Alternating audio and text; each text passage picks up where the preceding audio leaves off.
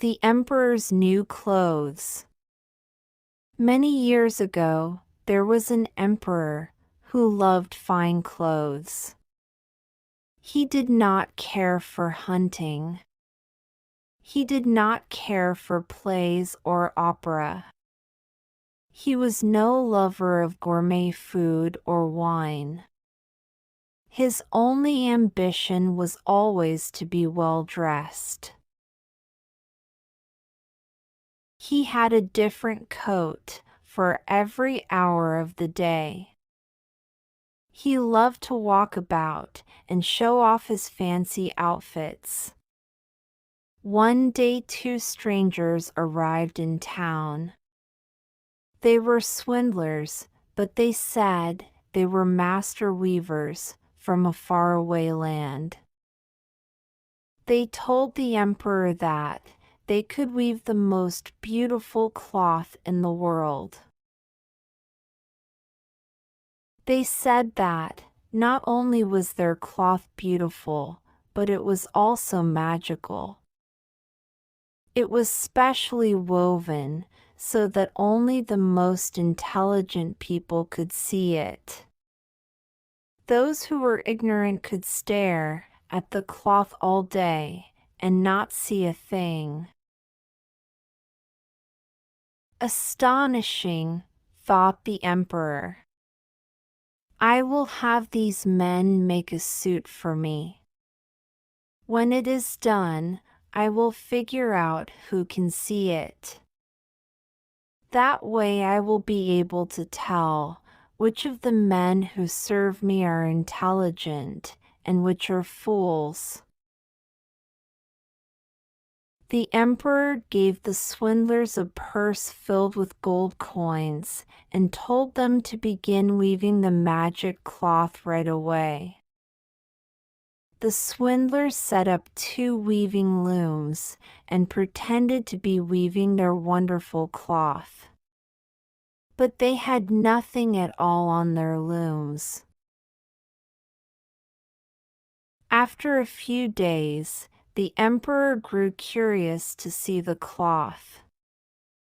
At first, he thought he might check up on the weavers himself.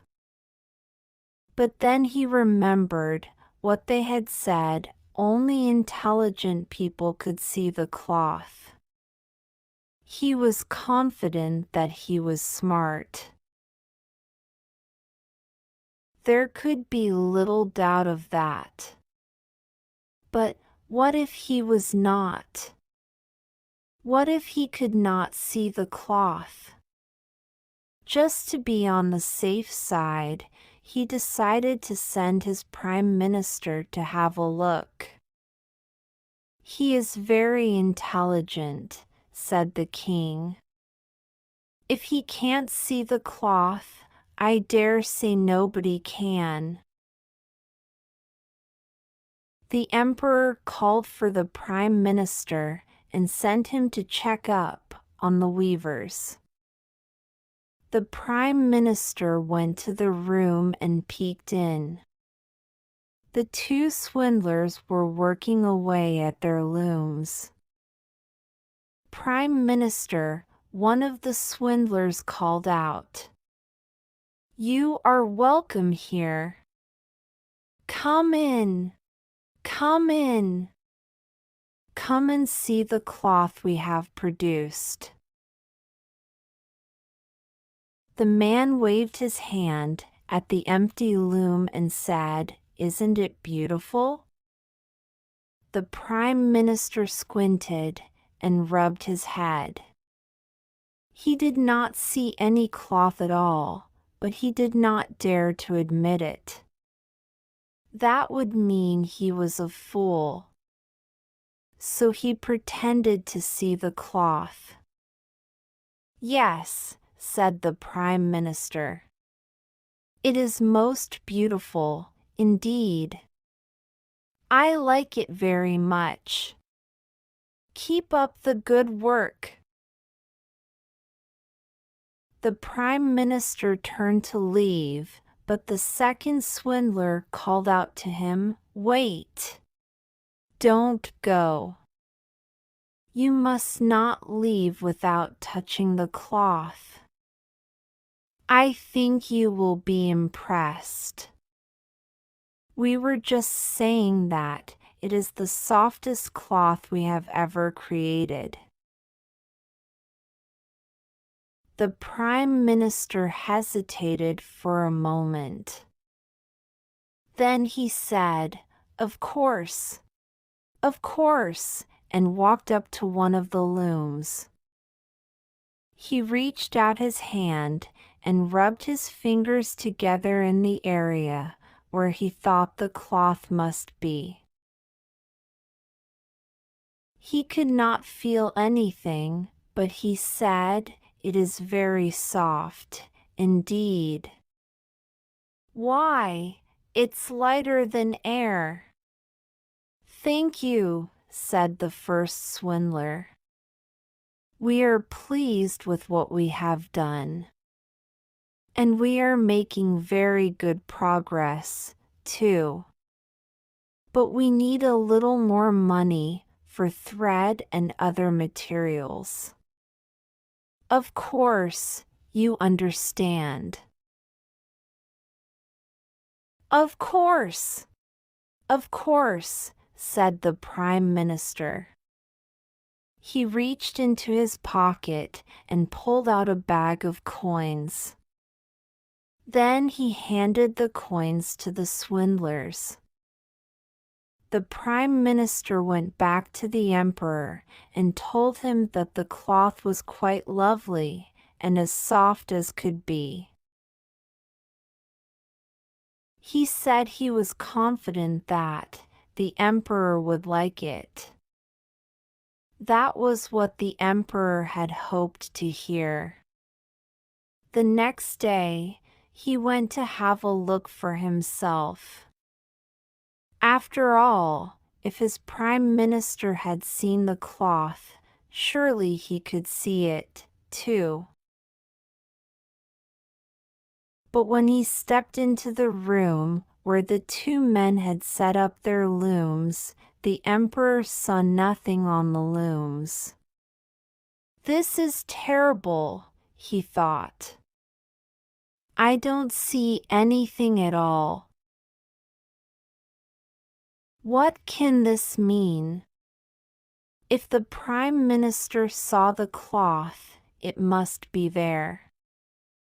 Then why can't I see it? Am I stupid? Am I unfit to be emperor? That would be the most dreadful thing that could happen to me. But out loud he said, it is magnificent. Truly magnificent. Why, I have never seen cloth so lovely. Shall we go ahead and make you a suit, then, Your Majesty? Yes, yes. By all means, said the Emperor. You can get my measurements from the royal tailor. The two swindlers sat up late into the night pretending to work on the suit. They wove more invisible cloth. They cut the air with scissors and stitched the wind with threadless needles. Other noblemen came to inspect the cloth, and all of them pretended to be able to see it, for they did not wish to appear stupid. Soon the whole town was talking about the wonderful cloth and the Emperor's new suit.